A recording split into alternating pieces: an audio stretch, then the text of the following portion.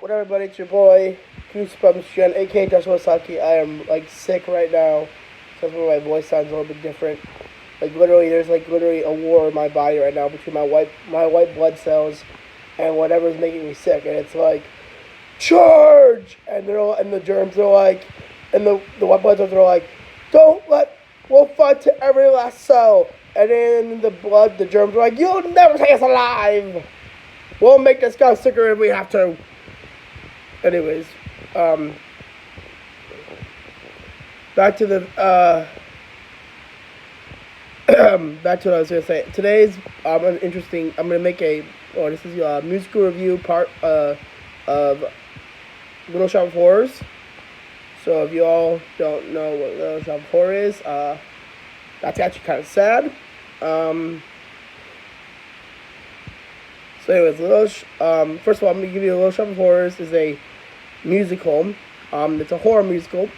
I'll give you a full-on synopsis real quick. So basically, much like the movie, it takes place in 1950s New York. I don't know what time frame of 1950s New York.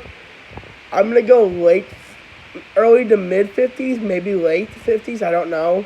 In it's a slum called Skid Row. And it takes place and it's about this guy named Seymour,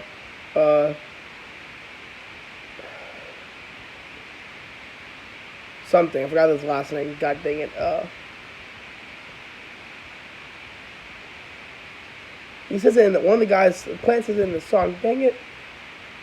Whatever. Seymour says, this is basically, how does it go? So, one day while he's searching through he works in a plant shop, Seymour, and the plant shop is basically going to be,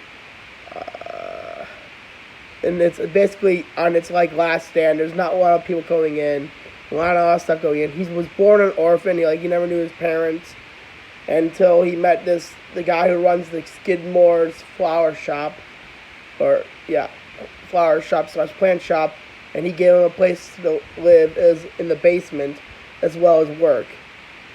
And Seymour is in love with Krillborn. Seymour Krillborn. That is his name. Seymour Krillborn is in love with one of the employees there. Her name is Sydney? No. Audrey. Yeah, it's Audrey. And Audrey has a boyfriend. He's a dentist named Warren something. I don't know his last name. But Warren's a sadist and also a huge douche and a dick. And very abusive towards Audrey. Anyways, at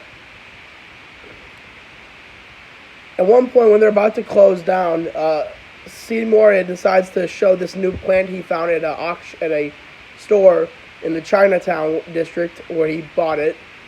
And it was supposedly during a lunar eclipse, a solar eclipse that he's found this plant.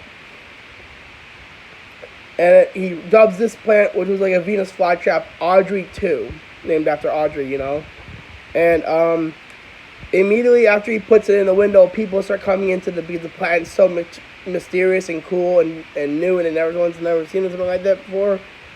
Anyways, he starts to realize that it starts to die and wilt, and he's like, what's it take to feed it? Because water's not working, new soil's not working, sunlight, and then he bleeds, cuts himself on accident, and blood seems to work very well.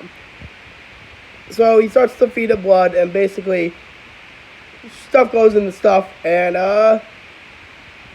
the plant becomes a huge, gigantic monster, and it's actually a sentient alien from another planet. And it tries to take over the entire the world. So anyways, in the play, there's 5 songs I particularly enjoy. The first song is, which is called, the Prologue is a song which is just a bunch of doo-wop, no, I wouldn't say doo-wop singers, but it's they're singing about Little Shop of, they're singing the song. It's called Little Shop of Horrors, the name of the song. And it kind of goes like, little shop of horrors, little shop of terror. Watch them drop. Something. No, no. Something like that. And then there's,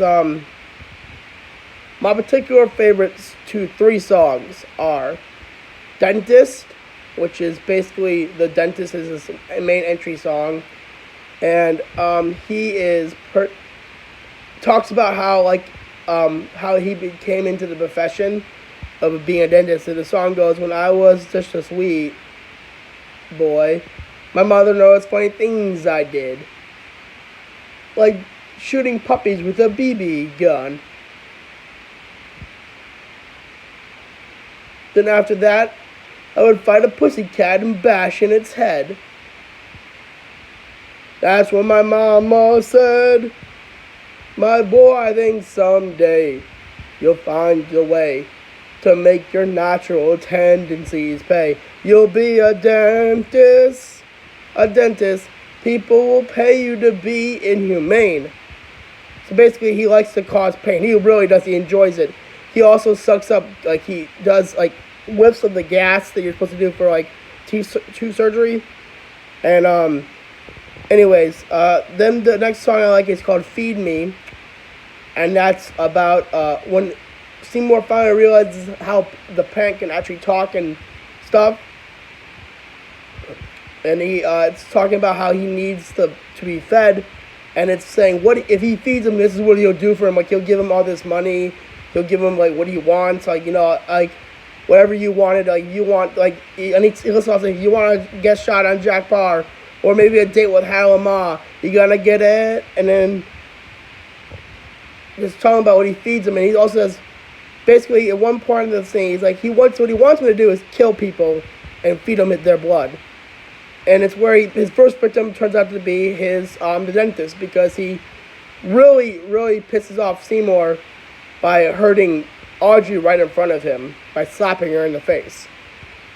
And then from there on, he goes on to kill him in the song It's Just the Gas, and where he went in for a tooth surgery, and he was going to shoot him with a revolver, but he decides while he's going to do the surgery, before he does the surgery, the dentist Warren puts on the gas mask to take a whiff, and it gets stuck. He can't remove it, and he asks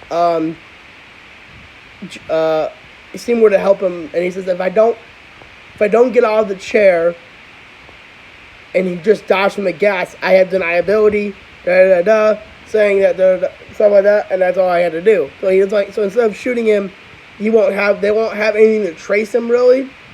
So he does do that, and then he kills, he cuts him up and feeds him to the plant, and then in the next song, Suddenly Seymour, which is like the most best song in the series, one of the best songs in the series actually, is or in the movie, and I think it's like won a couple either awards or something. The most iconic song from all of Little Shop of Horrors is Suddenly Seymour. Is the song about him and Audrey falling in love, basically. And then the Mishnik, the guy who runs the thing, also adopts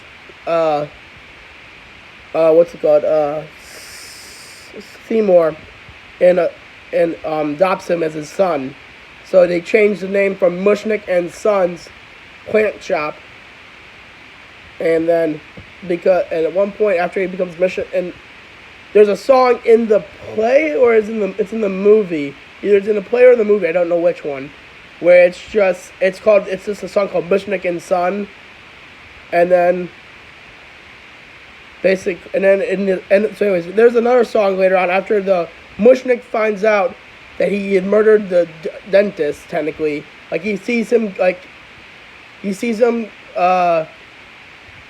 the red spot on a dentist uniform, and he's like, it's not seeming innocent enough. And then I see catching the girlfriend begins to look like a motive.